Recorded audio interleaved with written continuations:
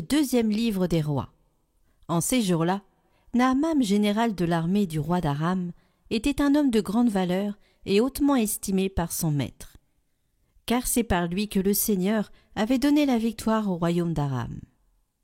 Or, ce vaillant guerrier était lépreux. Des Araméens, au cours d'une expédition en terre d'Israël, avaient fait prisonnière une fillette, qui fut mise au service de la femme de Naaman. Elle dit à sa maîtresse : « Ah, si mon maître s'adressait au prophète qui est à Samarie, celui-ci le délivrerait de sa lèpre. » Naaman alla auprès du roi et lui dit : « Voilà ce que la jeune fille d'Israël a déclaré. » Le roi d'Aram lui répondit : « Va, mets-toi en route, j'envoie une lettre au roi d'Israël. » Naaman partit donc. Il emportait 10 lingots d'argent, 6 000 pièces d'or et 10 vêtements de fête. Il remit la lettre au roi d'Israël. Celle-ci portait : « En même temps que te parvient cette lettre, je t'envoie Naaman, mon serviteur, pour que tu le délivres de sa lèpre. » Quand le roi d'Israël lut ce message, il déchira ses vêtements et s'écria : « Est-ce que je suis Dieu, maître de la vie et de la mort ? Ce roi m'envoie un homme pour que je le délivre de sa lèpre ?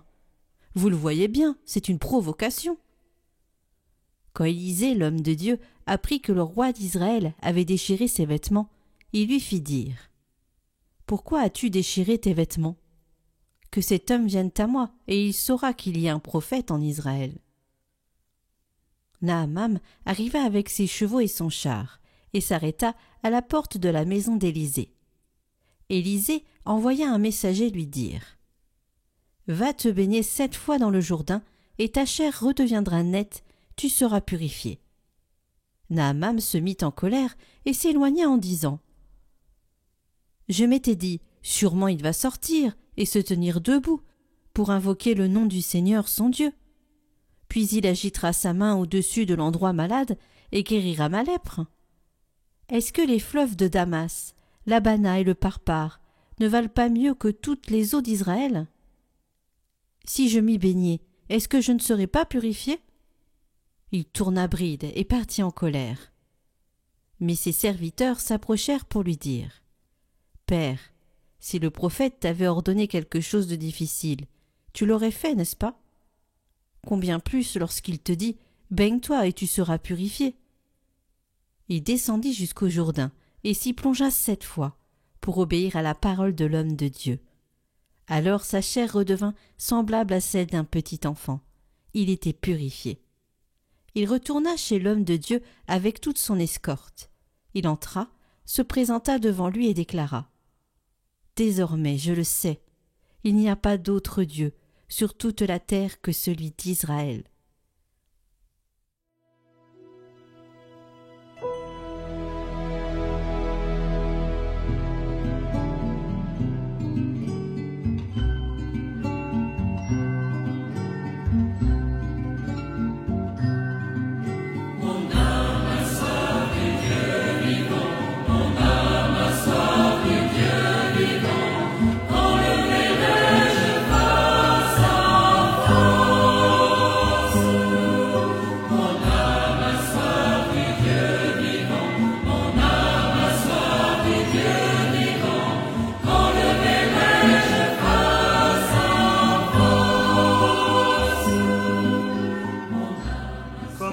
Altéré cherche l'eau vive, ainsi mon âme te cherche, toi mon Dieu.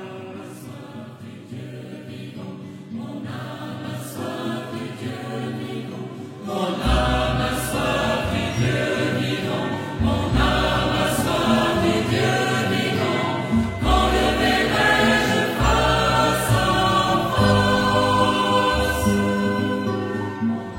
Envoie ta lumière et ta vérité, qu'elle guide mes pas et me conduise à ta montagne sainte, jusqu'en ta demeure.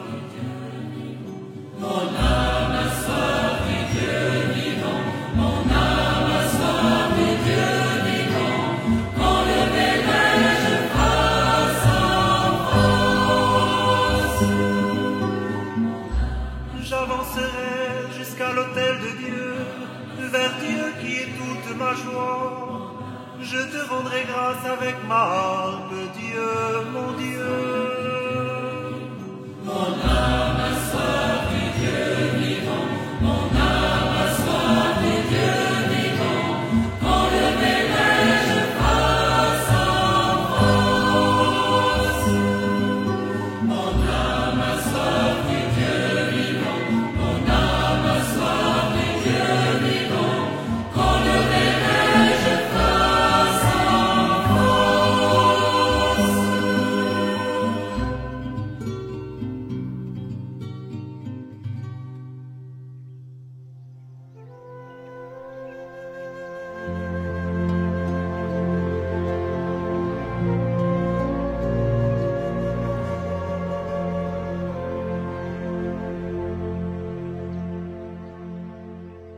Évangile de Jésus-Christ selon saint Luc.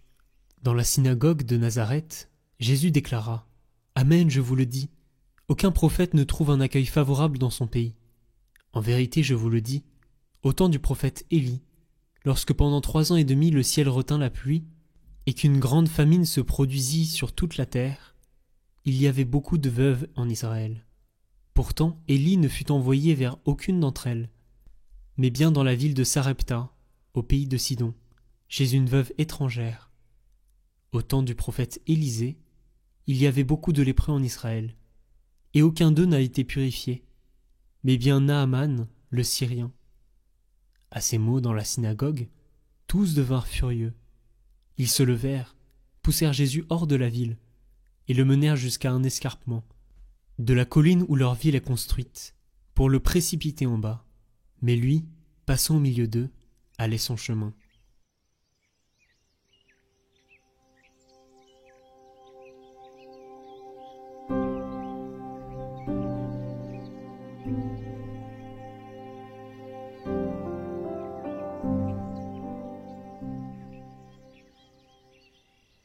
Commentaire de saint Ambroise. Le carême conduit au baptême. Tu t'es approché, tu as vu la fontaine baptismale. Tu as vu aussi l'évêque près de la fontaine. Et sans doute est-il tombé dans ton âme la même pensée qui s'est insinuée en celle de Naaman le Syrien. Car bien qu'il ait été purifié, il avait cependant douté d'abord. Je crains que quelqu'un ait dit « C'est tout ?» Oui, c'est vraiment tout. Là est toute l'innocence, toute piété, toute grâce, toute sainteté. Tu as vu ce que tu as pu voir des yeux de ton corps. Ce qu'on ne voit pas est bien plus grand, car ce qu'on ne voit pas est éternel.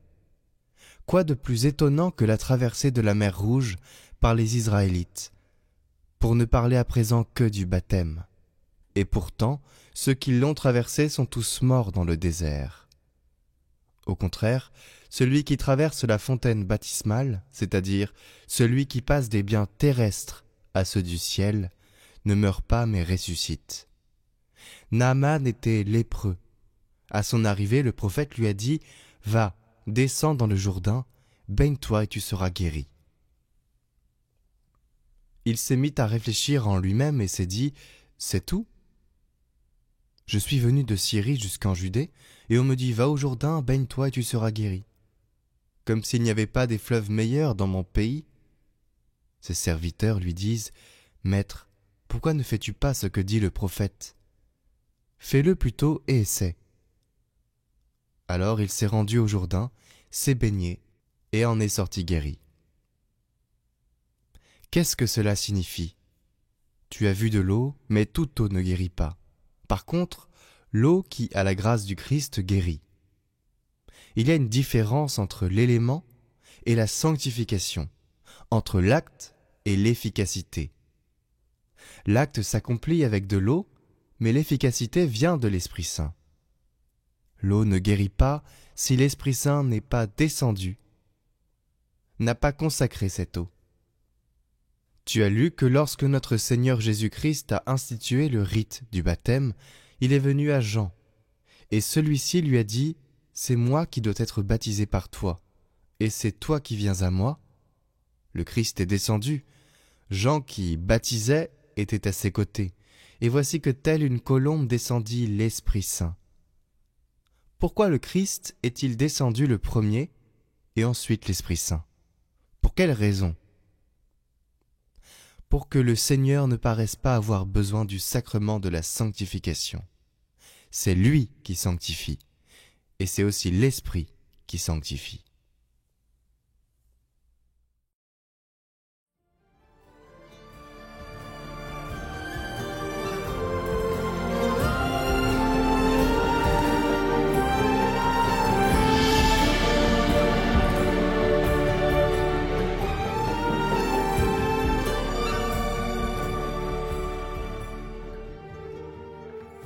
Le président de la République a annoncé vouloir réfléchir à une loi de fin de vie permettant de mettre en œuvre l'aide active à mourir, c'est-à-dire l'euthanasie. Elle serait, cette loi, selon lui, et selon les députés qui le soutiennent, conforme à l'authentique dignité de la personne humaine. Et on comprend que dans l'intention du législateur qui réfléchit à cette question, il y a, faisons-leur crédit d'une intention droite, il y a le désir de permettre aux gens de mourir dans la dignité. C'est donc cette proposition de loi, la réflexion liée à cette loi, est donc une loi de compassion ou de miséricorde. Qui ne serait pas ému devant les souffrances extrêmes d'une personne au terme de sa vie, une personne souffrant d'une maladie incurable, une personne plongée dans une détresse psychologique maximale. Néanmoins, cette compassion, cette miséricorde, promue par les tenants de l'aide active à mourir, les tenants de l'euthanasie, l'Église s'y oppose avec la plus farouche énergie. Pour quelle raison ? C'est qu'en réalité, il en va de la juste compréhension de la dignité d'une personne humaine, et donc de la compréhension de ce qu'est authentiquement une personne. Une personne humaine est digne, quelles que soient les circonstances dans lesquelles se trouve plongée son existence actuelle. Qu'une personne soit heureuse ou malheureuse, en bonne santé ou en mauvaise santé, au commencement de sa vie, et je rappelle que sa vie commence à l'instant même de la conception, ou bien à l'opposé du spectre, au terme de sa vie, la personne est digne. Elle est digne, elle est aimée de Dieu, et sa vie est respectable, quoi qu'il en soit. La souffrance, la maladie, le grand âge, la déchéance ne viennent pas amoindrir ou faire perdre en dignité de quelque manière que ce soit ce qu'est une personne. Une personne vaut pour elle-même et par elle-même. Alors bien évidemment, cette dignité de la personne humaine nous oblige, et elle nous oblige à une véritable et authentique compassion. C'est celle que le législateur a déjà promue en mettant en place un plan de développement des soins palliatifs.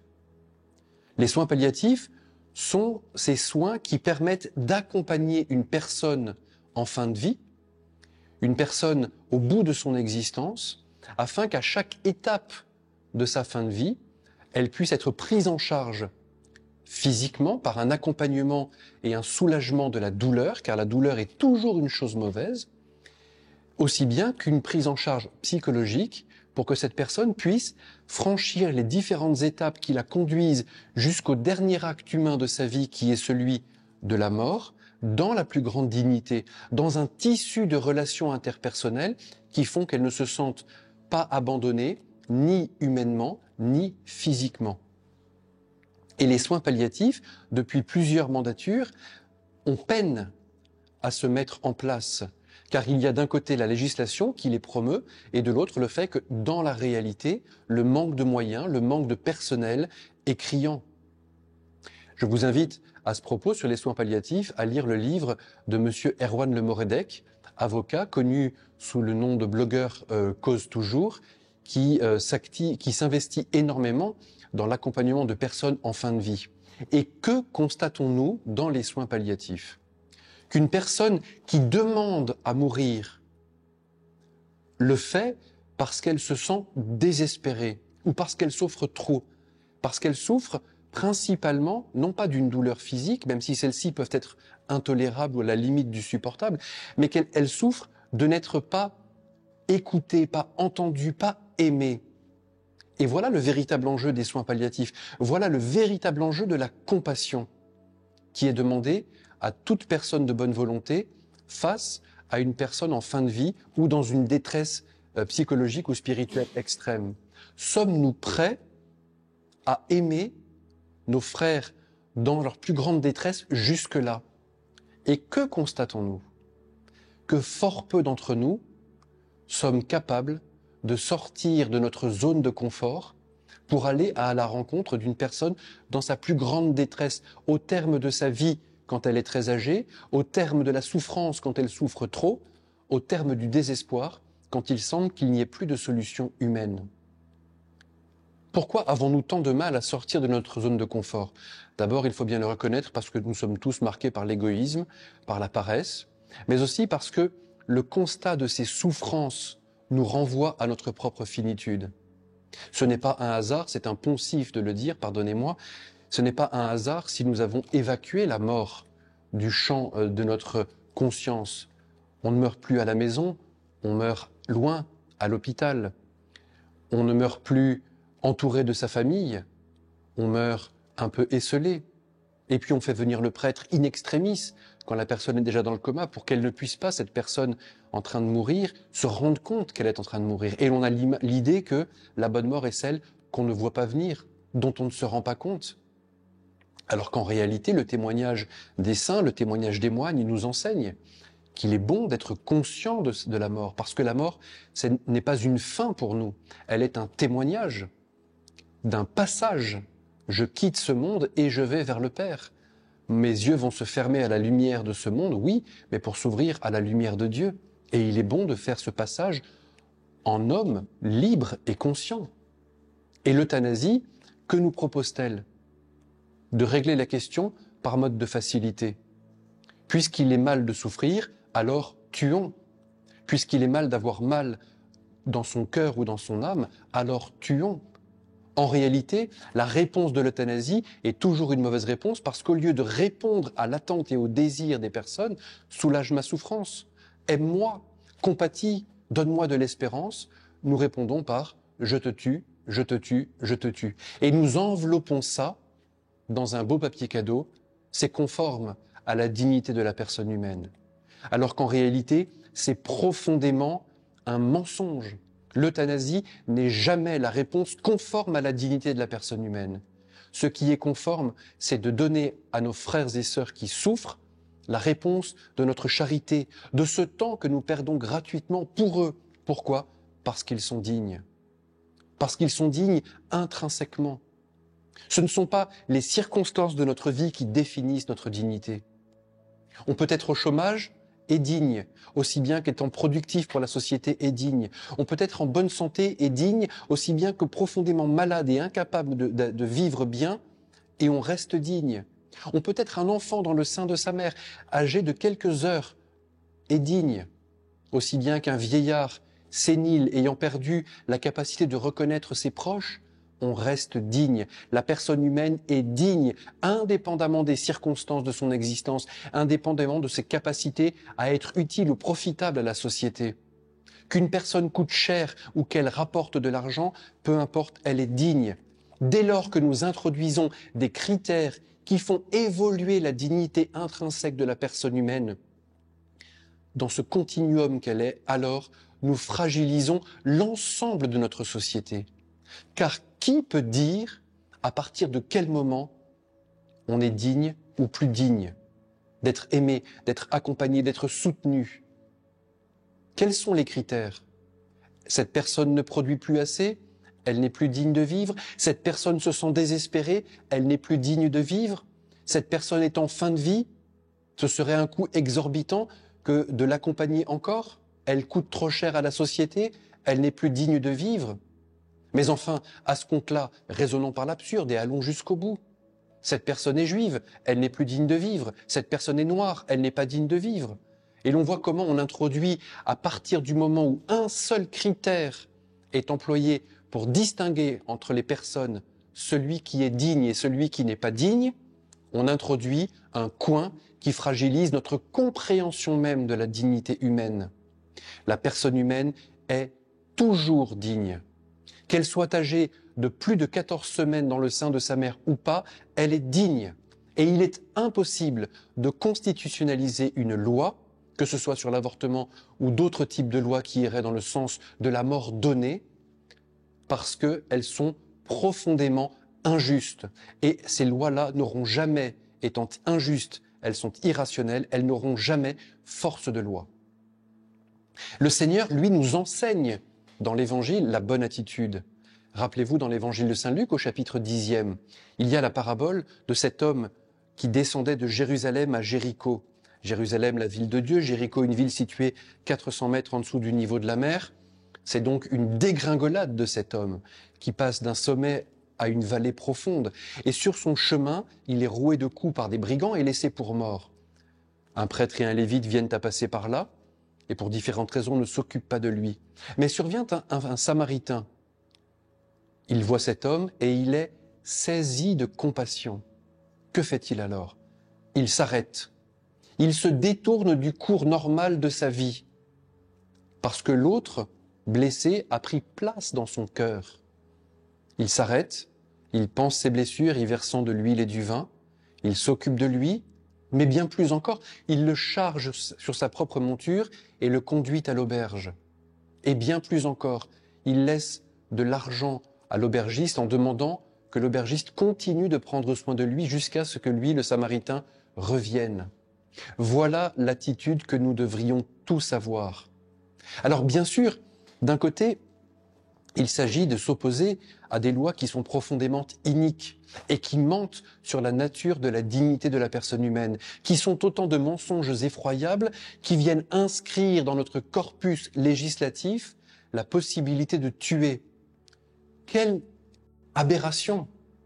D'un côté, on célèbre la mort récente de M. Badinter, qui, à juste titre, a demandé en 1981 que, au nom de la dignité humaine, la peine de mort soit abolie en France. Quelle aberration! D'un côté, pour un criminel qui aurait des titres à mériter la peine de mort, on propose l'abolition de la peine de mort, et de l'autre, pour des personnes qui n'ont rien fait de mal, sauf de souffrir, ou d'être sénile, ou d'être désespéré, ou d'être encore un enfant dans le sein de sa mère, on propose comme solution une nouvelle peine de mort. Quelle contradiction! La France, si elle en vient à légiférer sur l'euthanasie, au même titre qu'elle vient de légiférer sur la constitutionnalisation de l'avortement, la France n'est vraiment plus la patrie des Lumières. Elle a introduit dans son corpus législatif une sanction mortelle pour une catégorie de personnes déterminée de manière totalement arbitraire. Nous réaffirmons, nous, que la personne humaine, du commencement de son existence dans le sein de sa mère jusqu'à son terme, est digne de vivre, quoi qu'elle fasse, quoi qu'elle puisse vivre, où qu'elle en soit. Les frères dominicains qui nous parlent cette semaine sont membres des couvents de Bordeaux, Toulouse et Marseille, 3 couvents de la province dominicaine de Toulouse. Ils proposent tout au long de l'année des formations de toutes sortes.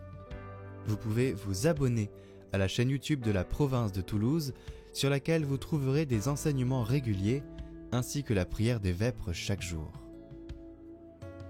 Pour les étudiants, le groupe Mission vous propose, à Bordeaux et Marseille, des conférences adaptées aux étudiants et jeunes professionnels. Vous trouverez les liens en description. Depuis plus de 800 ans, les dominicains œuvrent à évangéliser dans le monde entier le nom de Jésus par la parole et par l'exemple. Leur vie est centrée sur la prière liturgique, la vie commune, l'étude, au service de l'annonce de l'Évangile. Le responsable des vocations vous propose de recevoir les propositions de découverte de la vie dominicaine par l'inscription à une newsletter qui est aussi en lien.